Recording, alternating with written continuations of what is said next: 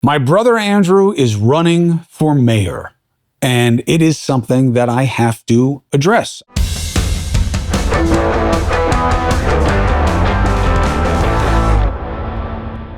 I'm Chris Cuomo. Welcome to the Chris Cuomo Project. So, my brother's running for mayor. And on NewsNation, I had to say what I'm sure is painfully obvious to you, which is that I'm not going to cover the election. I wouldn't cover a local mayor's election anyway. I cover national events, but there's a conflict here, and that's why I said what I said. But there's so much more to it. Now, why do I have to address him running for mayor? Well, here, I can say whatever I want to say. I have no boss, okay? NewsNation is different. Even though my bosses, knowing everything that they know about what happened at CNN, and really, I never feel that that's fair, by the way. Yes, people I had as friends at CNN went bad on me. But I've told you, it's either something that I forgive even if I don't understand it, but I really do understand it. They believed what they were told. It just wasn't accurate. My beef is not with CNN. I believe in CNN, and I don't understand why you guys trash it. Every outfit goes up and down, okay? CNN, to me, is no different. I just believe it's the biggest, broadest, most resonant media outlet in the world, on the face of the planet. I believe that. You don't have to agree with me. It's okay. But my beef is with the man who fired me and the man who I believe pushed him to fire me. And while I've dealt with it personally in terms of, where I put them and how I feel about them and what kind of energy I exert on that, that's my beef. They lied about saying I lied. So NewsNation knows all this. They were incredibly accommodative. They weren't asking me to really say anything to the audience about it. But I felt I needed to because of what happened in the past. And I wanted to make it clear. And again, I know what you're going to say because I've been hearing it for years. We get it. You helped your brother. Well, I did, although you could argue, did I? Seeing how he wound up resigning and everything went as badly as it could have, did I really help at all? But what I didn't do is go after his accusers. What I didn't do was be like in charge of all of his, his tactics or whatever strategy or whatever they came up with. I was leading nothing. I was in charge of nothing. I went after his accusers. Never. Okay, never. And fortunately, although very difficult to do, I can prove all that.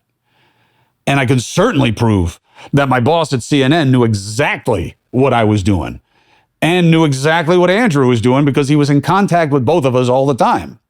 Now, I don't want to look back. I don't want to go back. Why? Because that's not how life is lived. What happens, happens. You learn what you learn and you move forward. So why would I talk about it here? Because I don't think people actually understand why the relationship matters as much to me as it does. Well, you get it. I have a brother. He's not just my brother. See, that's what people don't get. And I want to explain it to you. How do I feel about him running for mayor? Well, my easy hedge is I don't vote in New York City. But I am enthusiastic. Look, here's what I can tell you about my brother. I don't care how you feel about his politics. My brother is a tough guy. He's a fixer. He knows how to work within government really well, and he's been really tested. And he's learned a lot of lessons. Some because of what he did right, a lot because of what didn't go right for him. Okay? That's his case to make to you. I ain't making it. I will tell you this. I look forward to the people getting to decide his political fate. I think it's really, it makes more sense, even dare I say the word fair, because I don't really believe in fairness in politics. But this is a better result for my brother than having to resign. Let the people decide. And the people should decide. By the way, I believe this about Mayor Adams also. You just go back and look at my coverage. I didn't know whether my brother was going to run or not. I knew that indictment against Adams was weak sauce. Now we hear much later that they were going to add more to it, but they didn't. And I think that the deal that Trump made him is weak sauce and unfair to Adams. Putting hooks in him like that until the election's over. Well, then we'll look again. I mean, come on. How's that not extortion on some level? Not legally, but, operatively, that you have hooks in the guy like that. Pardon him or dismiss with prejudice. The charges are gone or they're not gone. So I thought that was all unfair to Mayor Adams. Okay? So what does that tell you? Well, that's what I've been saying, and that's what I think. Oh, but your brother's running against him. Okay. And the people will decide. And I'm okay with that more than you are. Why? Because I've had to grow up watching my family exposed to this kind of scrutiny. I have had to learn to have a level of objectivity about my own that most don't. I'm still obviously biased towards my own family, certainly my brother. But I've had to watch since I was, 9, 10, my father be scrutinized by the media, my family scrutinized by the media. I remember a reporter asking me, my mother gets mugged, right? I don't know, 10, 11. I get out of the car. I'm in the back of the car. I'm upset because I didn't want to go grocery shopping after my Little League baseball game where I'm sure I struck out 100 times. And I was sitting in the back seat upset. This guy comes up on my mom when she's getting out of the car and grabs her with her grocery bags. I get out. I say, "What are you doing?" And he sees me, lets go of my mom. She drops her purse. She says, because she was afraid of what was going to happen to me. Whatever. I take a swing at the guy with the bat, miss him. I told you I couldn't hit shit. That was probably, I'm sure I'd have a terrible game in Little League also that day. I then chase him. He jumps into the back of the car, takes off. Makes news. Why? Because my father was getting in politics at that time. He ran for mayor. He lost 1977. But I got to tell you, I don't agree that the city is where it was back then, but people feel like it does. I mean, I lived it. You know what I'm saying? We were in Queens, and I was in and out of the boroughs all the time. We were a precocious lot. When you were 10, 11, 12, 13 years old, you were on the subways. You were going places in Queens. It's not like today where someone's got to hold your hands everywhere forever till you're like in college. And I remember that. And a reporter actually asked me, "Why didn't you catch him?" Like, that's what I've had to grow up with, okay? Like, why didn't you catch him? Did you want to let him go? Yeah, I wanted to let the guy who mugged my mom go. No, I wanted to crack his head with the bat. That's what I wanted to do. I missed. Why? Because I'm a shitty baseball player. That's why. That's why I learned how to fight with my hands, because the whole swinging of the bat thing didn't work. So I've grown up with this. So I have a level of objectivity that you may not, but that doesn't mean I'm objective or anything near fair when it comes to judging my family. I'm very protective of my brother. I have a lot of reservations about him exposing himself to this. I understand why his daughters said they wish that he didn't feel that this was necessary. But just like my father, he does. And I don't. I would never run for political office. Why? Because I don't believe in the process. I think it's too ugly. I think it's too low percentage. And I don't believe you people deserve that much of me. I think I give too much already, not in terms of personal sacrifice, but of my wife and kids and the family that I choose, who are all exposed to whatever you decide to say and feel about me in my professional life. They have to live with that. And I can't believe that I still did that to my own after growing up that way and knowing that I didn't want that for my own, and yet I still did it. As my mother would say, allora va bene. And so, okay, let's move on. My brother's running for mayor. My brother's running for attorney general. My brother's running for governor. My brother's running for mayor. I'm for my brother. I love my brother.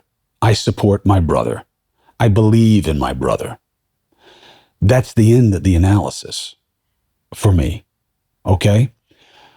Why does my commitment to my brother mean anything different than your commitment to your brother? Well, maybe it doesn't. Maybe you're the same. Maybe you're better to your brother, to your siblings than I am. I'm not a great anything, okay? My brother is not just a brother. My brother raised me, okay? My father, may he rest in peace, would admit own and probably embellish everything I'm saying right now. My father was so committed to you people, so committed to public service. He gave it everything. He saw it as a privilege that came first, before my mom, before his family. I'm not saying he didn't care about his family. He did. But he believed in public service. It was like holy to him. And Andrew has that. But when Andrew was younger, Andrew is 13 years older than I am, okay? Now, a couple things. One, he's aging better than I am. I know. It's amazing. But he really is 13 years older. And he is not taller than I am, okay? I bent down in a picture as a joke and as a good reflection of what the media is really about. They use that picture all the time. You know why? Because it's bad for me. And negativity is a proxy for insight. And that's what the media too often is about, or too many in the media are that way. Shouldn't generalize. There's some people who do the job the right reasons, the right way, and there's some who don't. And let me tell you, I'll take the real media over the pod people any day. Okay? I'll take people who you think may have an axe to grind any day over. Okay? But Andrew is the guy who taught me how to ride a bike, taught me how to throw a ball, taught me how to tackle, taught me how to defend myself, taught me why I had to defend myself, taught me what my responsibilities were to my sisters, my parents, him, my grandparents. He got me involved in sports. He took me to these places. He taught me about cars. He taught me about cleaning and responsibility and protecting. He taught me those things. Why? Where was my father? He was in public service. Remember, I'm much younger than my siblings. I'm 16 years younger than my oldest sibling. Andrew is not the oldest. He ain't the oldest, and he ain't the smartest in my family. And I would argue he ain't the most accomplished in my family. My sisters, who were smart enough to keep their names out of your mouths, have done amazing things. Doctors, lawyers, Oscar-nominated documentary makers running homeless housing, starting charities, studying the relationship of food to cancer. I mean, amazing things. They've raised amazing children. They're just smart enough to not need to be in the public spotlight the same way. So when I think about my duty to my brother, this is a guy who, in a simple but-for analysis, I'm not where I am. I'm not who I am. That's where I'm coming from. That's why helping my brother in a jam is a no-brainer, with absolutely no time to think about what it would mean for me. I don't know what it would mean for me if I didn't. Support comes from Cozy Earth. Cozy Earth products are designed to transform your 5 to 9. That's the time that matters most, right? 5 to 9, that's when you need the coziest sanctuary. Luxury starts where you rest. Look, the bedroom is a very sacred space, not just because of what you do in there, but because of how you do it. Comfort, temperature control. That's what Cozy Earth's best-selling bamboo sheets are all about. They are so soft. They regulate temperature and 5-star comfort every night and incredible durability and an amazing guarantee. That's why I love them. Luxury should not be out of reach. Visit CozyEarth.com/Chris. Use my exclusive code. You'll get 40% off the sheets, the towels, the pajamas, and more. That's CozyEarth.com/Chris. And if you get a post-purchase survey, please tell them you heard about Cozy Earth right here on the podcast, all right? Sanctuary awaits at Cozy Earth. Support for the Chris Cuomo Project comes from Factor. Okay, if you go to my Substack and join, you will become part of my wellness health reclamation program, and I am using Factor meals, and so far, so good. I've gotten rid of that first batch of bloat, inflammation. Why? Better food. Factor has all the nutritional information on the back. They balance sodium with protein and carbs, with everything that you need in a way that will help you sustain my weight loss goals. How does Factor do that? They have chef-made gourmet meals that make the eating part easy. They're tasty. They're also dietitian approved, and they're easy. Ready to heat and eat in 2 minutes. Eat smart with Factor. I'll make it simple. You want to eat smart? Use Factor. Get started at factormeals.com/factorpodcast and you get 50% off your first box plus free shipping. That's code FACTORPODCAST at factormeals.com/factorpodcast and you will get 50% off plus free shipping on your first box.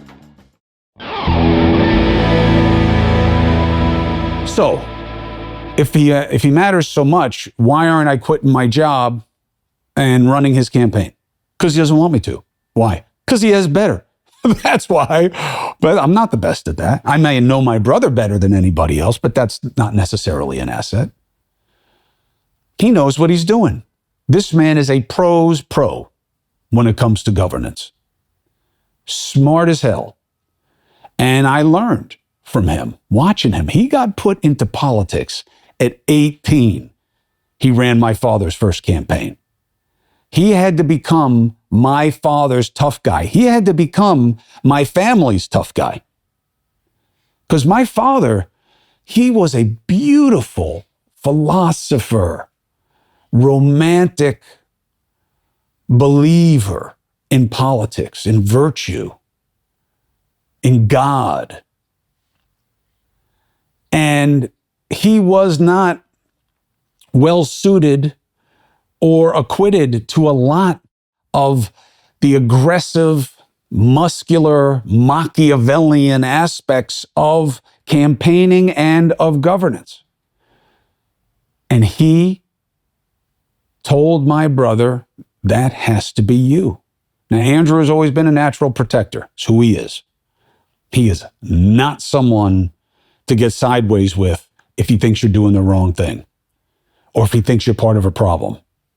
If Andrew likes you, you know it, and you've got a friend that you can count on. If he does not like you, you know it, and you've got an enemy you can count on. Like it, don't like it, that's your choice. Uniquely so with him when he wants your vote. But that's a choice he made. The choice I make is I love my brother. And if I thought that me being involved with his campaign would be better for him, then I would. But I know he has better. There's also no question I do what I do better than what he does. And being in that world. I mean, I know it as a student, as someone who's lived it for 40 years of my 54 years. And by the way, I'm being generous there. It's actually longer than 40 years. I'm just starting to get a little sensitive about my age, I think. I'm 54. My father's been in this game since I was like 8. I broke my collarbone. Yeah. I break my collarbone falling off the top of a refrigerator. How I got there, we'll leave to history. But who takes me to the hospital? My brother. We had an event. I was like 7, 8. They had an event. My father was running for mayor. Who figured out how to cut my coat so that I could get it on my shoulder? Andrew. Who figured out how I was going to get another coat when my mom freaked out that I had just cut up my reversible blue and orange husky parka? Andrew. In my life, it's always been Andrew. It's not to say that my sisters aren't phenomenal influences and caretakers in my life and always have been. Want to hear a funny story? I'm in military school. Another thing that'll be left to history as to why I wound up there. I see that they are selling a sandwich called a grilled cheese. You're like, yeah, we know what grilled cheese is. Guess who didn't? Me. I thought Those sandwiches were called girl cheeses. Why? Because my sisters Maria and Madeline were the only ones I had ever seen make them before. We never ate out. Never. I cannot tell you remembering being with my family except once at a Chinese restaurant. I don't even know why we were there, other than political things. Ever. Families in Queens where you ate at home. You ate together. I don't know. So now you're saying, wow, he's dumber than I thought he was. No, it's just an unsophisticated background. You see, one of the things that makes my family interesting to people in the media and in politics is because of that alchemy. Very middle class upbringing. My father, first generation born in this country, less than, not seen as a white guy, seen as an ethnic, marginalized, told he was less than, even in school, made to forced, he would say, to share high honors, valedictorian, with Irish people or other ethnicities who were considered better, couldn't get a job on Wall Street, although he was an incredibly talented and high-achieving law student and then lawyer, because he was Italian. And he knew it, and it made him crazy. And it drove his passion for purpose. Blue collar, I was a paper boy, Little League, paper boy for the New York Post of all rags. Regular place, sister got mugged, mother got mugged, fights on the street, guys coming through the neighborhood, breaking into houses, stealing bikes, watching Andrew pay his way through school, finding cars, souping them up, racing them, selling them, working AAA. He did. Andrew's a master mechanic because he worked AAA. Do you even know what that is? 24-hour call. Wearing his shirt, Andy on it, hates being called that. Don't know why, but he does. Nobody calls him that. Anybody who ever says, oh yeah, I know Andy. No, they don't know him. They might as well say, yeah, I know. Instead of calling me Chris, call me Penelope. So we went from that experience to my father unbelievably winning a gubernatorial election and moving into the mansion. So when I was 11, 12 years old, I wound up moving into the governor's mansion. Who explained to me, and not well enough because I wound up getting in trouble and getting sent to military school, Andrew. Who ran the campaign? Andrew. He was in his mid-20s. Who took me up to Albany? Andrew. Who helped me when I couldn't understand what the hell I was doing in Albany, which was like Cracker Town compared to where I grew up? Andrew. Why am I in the media?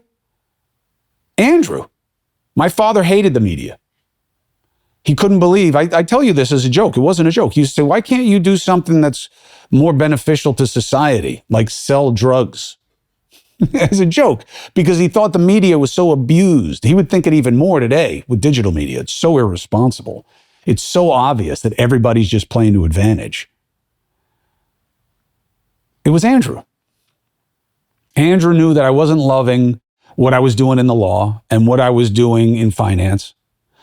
And Tim Russert, who was very tight with my brother, who had left working for my father and went into what was supposed to be management at NBC. And he wound up being on camera and ushering in a new era of political savvy and commentating on Meet the Press.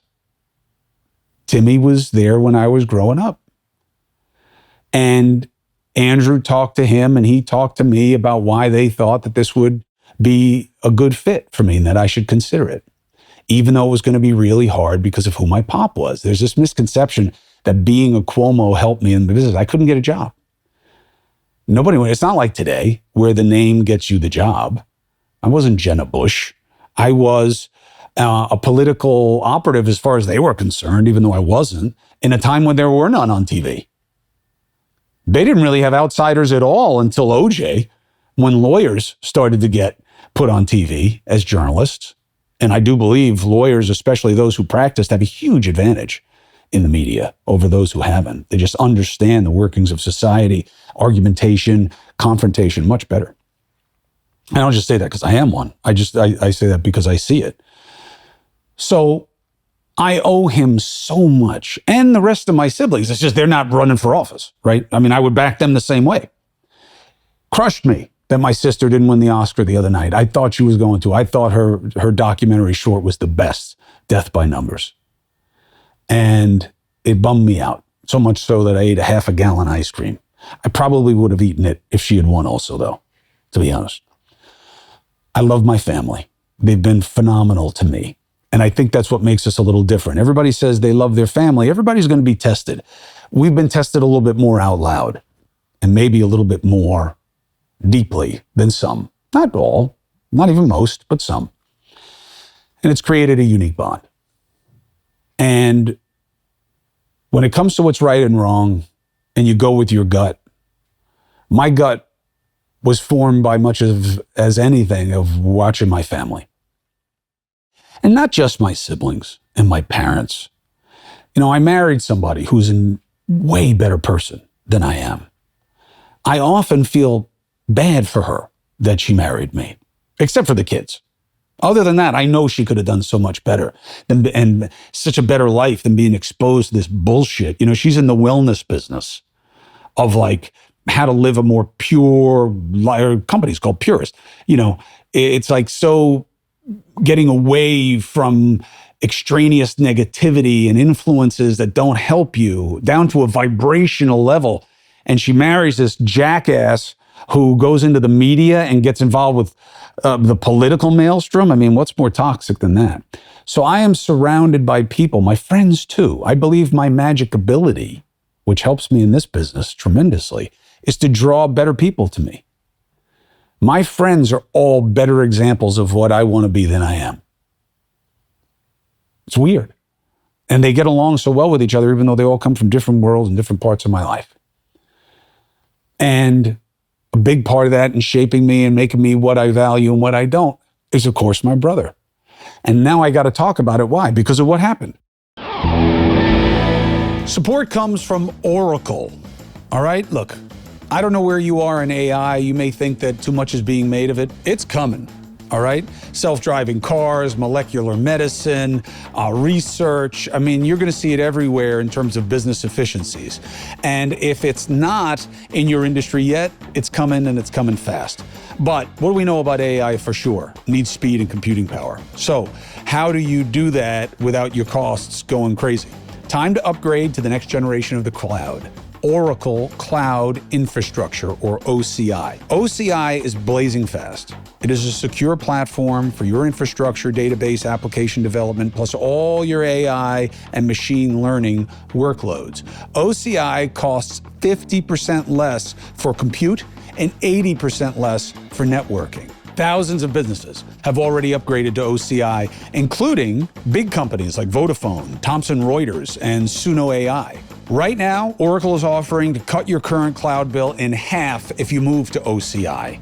For new U.S. customers with minimum financial commitment, you're going to get a great jump start. But this offer ends March 31st. See if your company qualifies for this special offer at oracle.com/CCP. That's oracle.com/CCP. Support comes from Bamboo HR.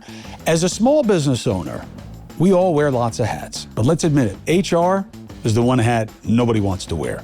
There's so many nuances, not to mention it's really time consuming, unless you're using Bamboo HR. Powerful, yet flexible, all-in-one HR solution for growing businesses. It allows you to stop spending so many hours on payroll, time tracking, bennies, performance management. With Bamboo HR, those hours are shaved down to minutes. It's why over 34,000 companies trust Bamboo HR, because it's an integrated system that's designed to handle your current and upcoming HR needs.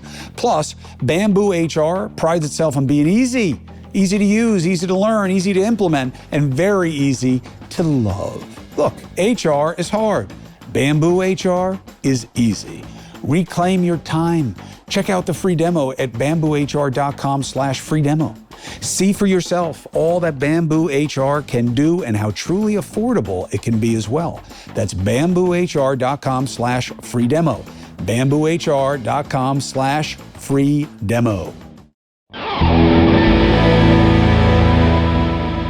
Now, what's interesting is if you look at how this is covered, it won't be because I'm being so comprehensive here that it's going to be too frustrating and tedious for people to pick apart. And they got to be a little bit careful about picking it apart because I have the entire thing and I will show how people take what I say out of context.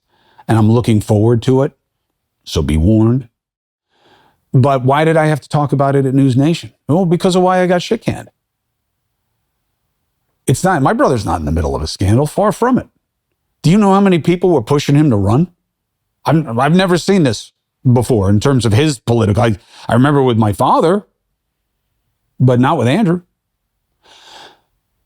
And I get why him being in the middle of a scandal was one thing for the media, but I think they were out to get him and me, and they succeeded.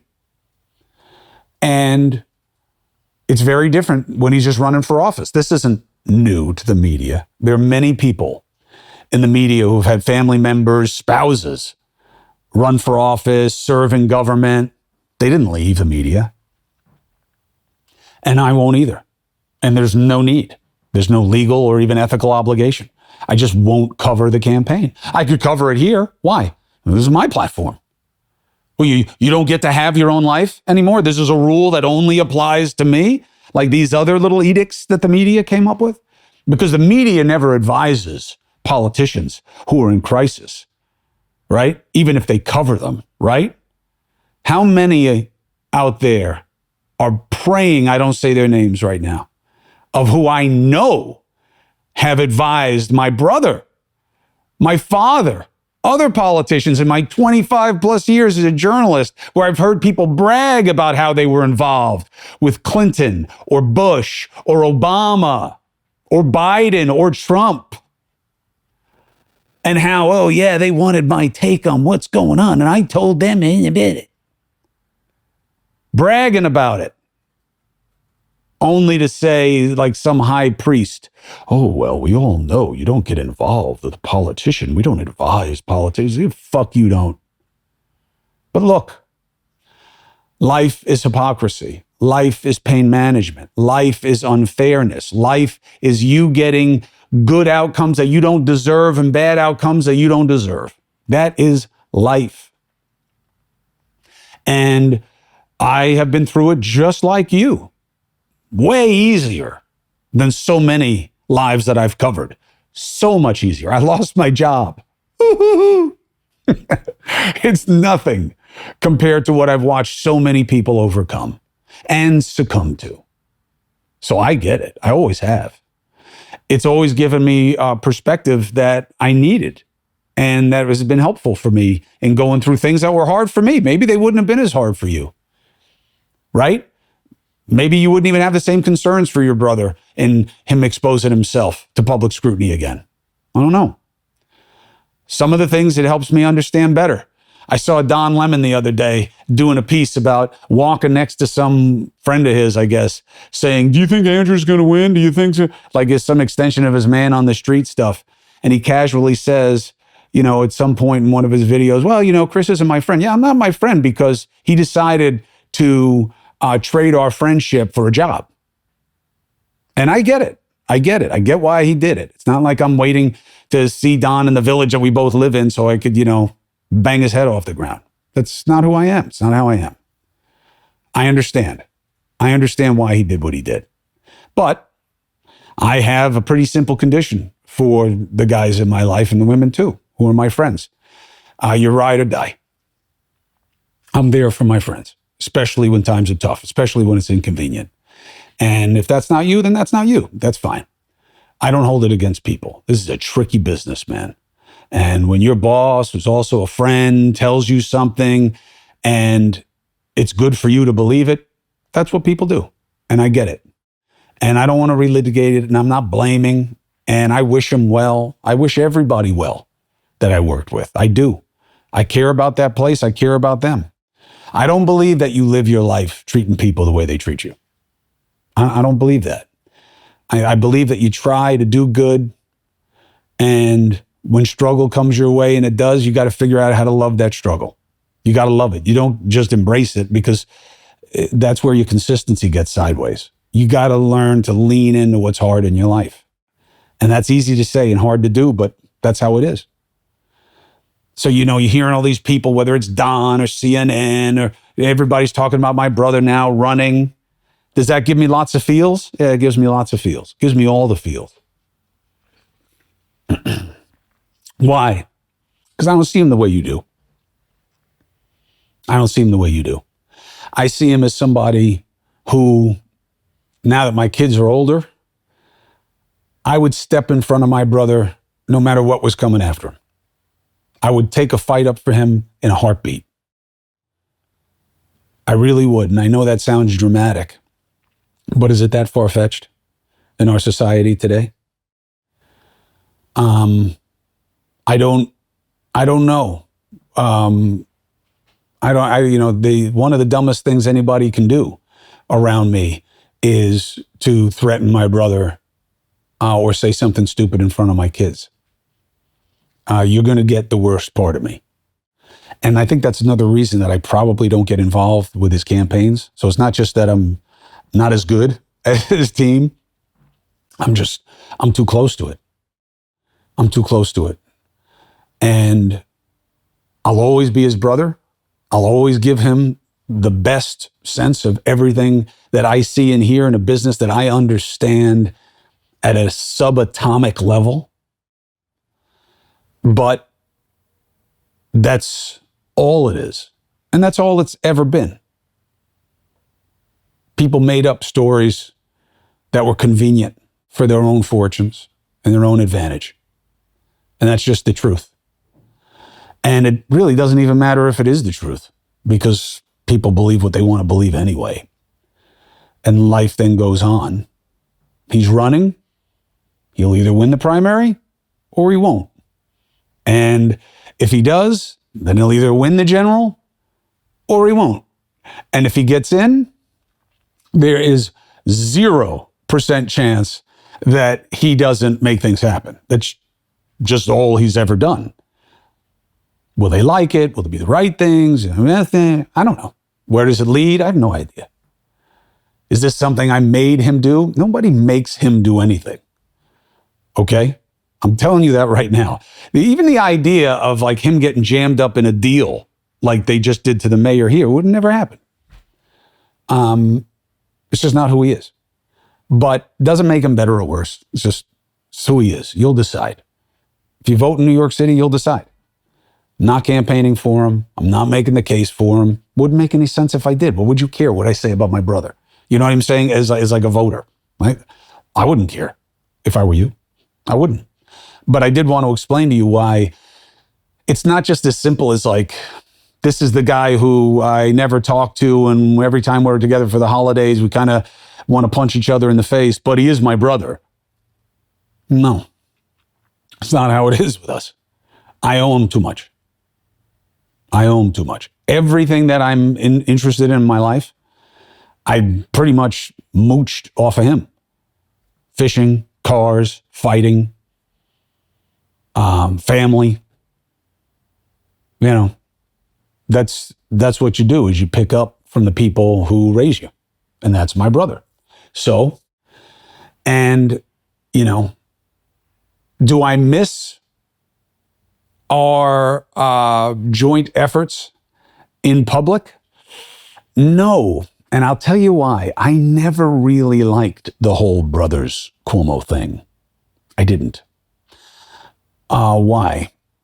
Cuomo-sexual, I thought, was very funny. I still do. When I see those shirts for Andrew, I think it's hilarious. But because I don't believe that my relationship with my brother needs to be on display. That's why. You know, I thought of trying to guilt him into doing a podcast with me when I was getting back into the media, because we see so many things the same way, but we also see so many things differently, especially politically. And it's an interesting thing because I have a much more detached view of what he sees as like an officer in an army is like his perspective. And I'm like someone covering the war, you know? So it's interesting. And I also get a kick out of seeing him try to defend his party when I think his party sucks. And I think both parties suck for different reasons. I think his party's a joke. That's why I don't have a lot of Democrats on my show. I'm not deferential to Democrats. I think they're a joke. I'm not deferential to Republicans. I think they sold themselves out. I think they're a joke. Because I think the two-party system is a joke. And I wish Andrew didn't have to be in a party. I wish he could just be independent, but you can't be in this system. Look what happened to Bobby Kennedy, man. You can't get into this game. They've got the control of the money. They got the control of the infrastructure. They got the control of the process. All the people in power who's supposed to be doing checks and balances are on their teams. Why do you think Trump had to run as a Republican? You really think he's a Republican? You know he used to be a Democrat, right? Why do you think independent is the fastest growing part of the electorate? Because the parties suck. Because they're about nothing but which one of them is worse. In this binary bullshit battle to the bottom. It's toxic to us. It exacerbates everything that makes us weaker. I believe that. They turn us from a fist into fingers. That's what they do. You ever ram your open fingers into something? Doesn't feel good. So that's where we are. He's running, not a city voter. If I were, I may consider his candidacy. Depends what he's going to do for my taxes. Depends what he's going to do with these e-bikes that scare Dusty, flying all over the city all the time. I can't believe it's such a big issue, but I don't live in the city. I love him very much. I worry for him being in a public campaign. I worry even more now than I used to. People are fucking crazy. People are trying to hurt people in a way that I haven't seen in a long time, certainly not in this country. I mean, I watched our president get shot in the head. And you know what was really scary about it? People like immediately took sides. That's scary. To see someone I love, my only brother, the last man who made me, right? My father's gone. It used to be the three of us.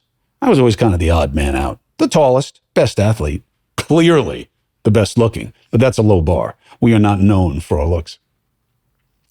But now Pop is gone. So once again, my brother has had to step up and kind of wear two hats for me. And he does. And he does it with a grace and he does it with an ease. That's who he is. The dude is a protector and a fixer. That's what he is. He's not a glad hander. He's not a comedian. He doesn't make you fall in love with him. You know, he doesn't make everybody think they're his best friend. It's not who my brother is. I'm more that way, to be honest. And I'm kind of known as being fairly prickly myself. My father was really that. He was really that. People loved my father. Even the media, who he antagonized and disrespected, and they knew it, except for his pocket of friends, right? Jimmy Breslin, Jack Newfield, Mike McAlery, who was more of Andrew's buddy. May he rest in peace. May Jimmy rest in peace. May my father rest in peace. I do think it is interesting from a Cuomo family perspective, last point. My father ran for mayor in 1977. He wanted to win. He always fancied being a governor more because he had fallen in love with Albany when he was a clerk in the Court of Appeals. My father was a brilliant lawyer. Brilliant, okay? Way better than he was as a politician or even as a speechifier. He was a good writer, don't get me wrong. My father could make metaphor, no question. And he could deliver it, no question. When they used to joke about him being Cicero, he didn't like it because he knew who Cicero was and what he was about within the Roman Senate. And he didn't like some of the comparisons. And, you know, people are usually so clumsy with what they do. They'll take one part of something and try to, make it analogous to something else, but miss the understanding of the whole. But he ran in 1977. And in that race, I told you about the story of my mom getting mugged and people the reporter asking why I let the guy get away. It was freaking 10. My father was sitting on stage with a bunch of the candidates. And you can look this up, I bet you, somewhere and fact check me. And Bella Abzug was there. She was this woman who was a pioneer of women in politics. Big hat she used to wear. And the mayor, Abe Beam, B-E-A-M. There was this jackass running around as a form of political protest, throwing coconut shells with whipped cream in them at politicians. Now, funny-ish. Why? Because they hurt. I watched that thing hit Bella Abzug. My father's sitting on stage. The guy comes down the middle of this thing in some school somewhere in Queens, I think we were. Comes down, whips this coconut thing. I don't know if it hit Abe Beam. I don't remember what happened, but it definitely sprayed on them, touched them somehow. My father jumps up, jumps off the stage, chases this mofo, catches him, throws him on the ground, and the rest is left to history. But the cops wind up grabbing him. That's who my father was. That's who my brother is. That's who I am. Now, you can look at some of those traits and say, that's a little aggro, man. Maybe. You may be somebody who's like, you know what? There's never any cause for violence. There's never. Toughness is really a proxy for inadequacy, and you need to be sophisticated. And this is not what my father thought. Certainly ain't what my brother thinks, but it is what I think. I think that we've gone too far with certain types of tolerance. There's some types of tolerance that I believe in America we must embrace and even suffer because of the good of our democracy and what this is about. I believe that when it comes to speech, I do, about political speech. But, I do find myself reading a lot about the jurisprudence of fighting words. I was talking to a mentor of mine the other day, and he was talking about this guy who got up in his wife's face and was saying stuff about what he was going to do to his wife and basically like baiting him. And he knew he couldn't hit the guy because of what was going to happen. I don't know if that's the best rule for society. I don't know that that makes us more civilized. I don't know that your ability to come up and insult me in front of my kids and you and I can't figure it out between ourselves as two men who gets to run their mouth and who gets to shut the fuck up. I don't know that that necessarily makes us a more civilized, better society. There's so much vulgarity. There's so much lying. There's so much hate. There's so many attacks. You know, I'm not a big fan of like citing Mike Tyson as any kind of standard of anything other than rage. But the guy's done a lot of living, and he says things every once in a while that really do have the ring of truth. Social media and our allowances of speech, and again, I believe in it. I believe in the marketplace of ideas. I'm worried about censorship. But not everything fits into the same bucket, okay? Allowing you to say things that aren't true or are unorthodox or are absurdist in politics, I don't have any problem with that. The way I do when people target other people personally and with insults. You know, Aaron Burr shot Hamilton, right? People used to take insults. They'd have duels. Do we believe we're more sophisticated than they were? Really? Really? You look at Trump and see a more sophisticated person than Abraham Lincoln? Do you? I don't.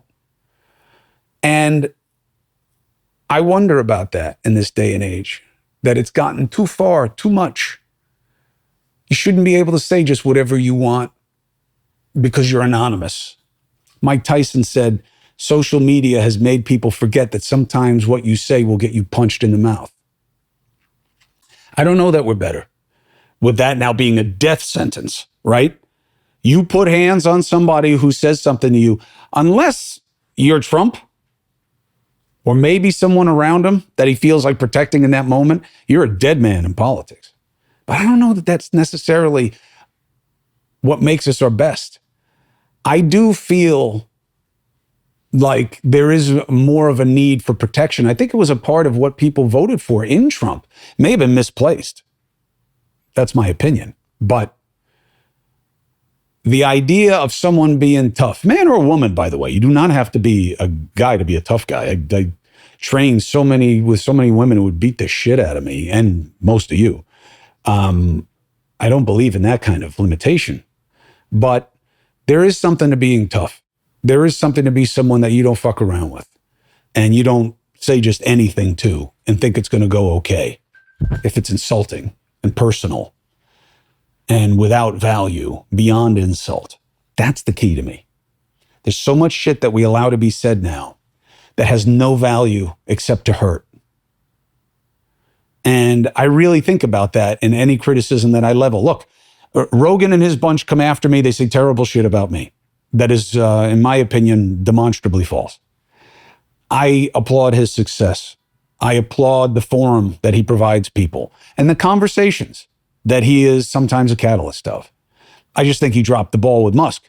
And it concerns me because I think he knows that Musk wasn't to be trusted about Social Security because he had said as much a week or so before, where he just sat there and let this guy say stupid shit that anybody around him could have helped him fact check. And I think we need that right now. It's an extension of what I'm saying. There's too much bullshit that's allowed to be said that has no value other than just to insult and destroy. Right and wrong are a really tricky thing. And the best guide is almost always your gut. The Democrats find themselves in a paroxysm of pain in their political futures because they're not listening to their gut. And what we saw at Trump's address to Congress and before it, and these stupid videos are all proof of it. They haven't figured out that what got him here won't get him there. My brother's running for mayor. What got us to this point was him getting into a situation that went bad for him. And now he's trying to make it right by finishing up his legacy of service and allowing people to decide it. And I understand that and I respect it, even if I'm not crazy about it as someone who cares about him. And I have the right to say whatever I want on my own space about that race, about his campaign, about who he's running against, about how I like it and how I don't. But I really can't, can I? I didn't even do that in this, although I'm sure many of you learned things about why I feel and think the way I do about him that you didn't know before. And that's okay. But I can't because the rules are not the same for everybody. And if we're anyone else in the media, they'd probably be able to say whatever the fuck they want here. And then when they're covering whatever they're covering for whatever outlet they work at, they wouldn't do it. And you're supposed to somehow accept that they're two different people. I think that it's all bullshit.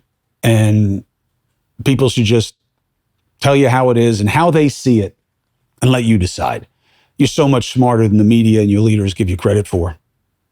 It's been the best part of me being part of this wave of digital media is realizing how many independent critical thinkers there are out there. So many of us are so tired of the noise of social media and what our politics defaults to and what our media likes to play to, cheapens us, diminishes us, makes us less than we really are. And as a result, so many of us disconnect because it is a disconnect. I get it.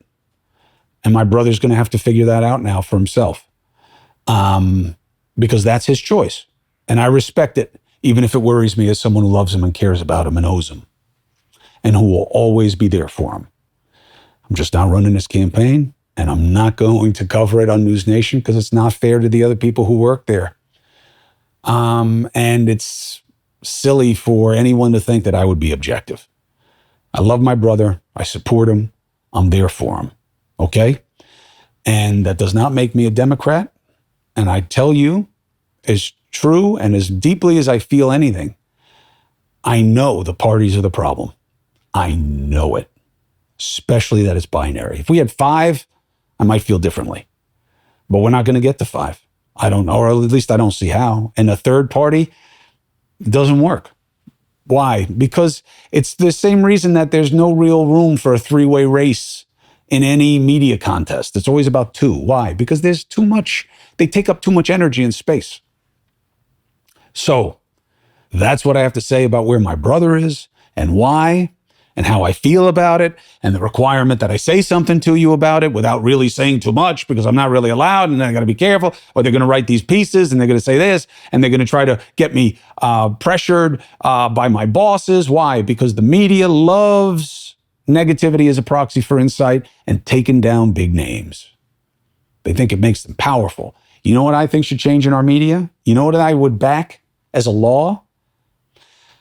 I don't know that we haven't come at a time that if you're going to go fishing for anything that you can find about somebody, why can't people do that to you as well? That would have a chilling effect. Would it? Would it? I would have no problem going after somebody on something just because someone may come after me for the same. I think it might inculcate a different standard of responsibility about what really matters. Do you know how many journalists I know who have had regrets about shitty stuff they put out about people? Because they know it was shitty, but they did it just for that clickbait, just for that headline, just for that DAP, but that they would never want that kind of scrutiny applied to them. Is that okay? I don't know. I don't know. What do you think? What do you think about all of this? Let me know, because that's what I signed up for, and so did you.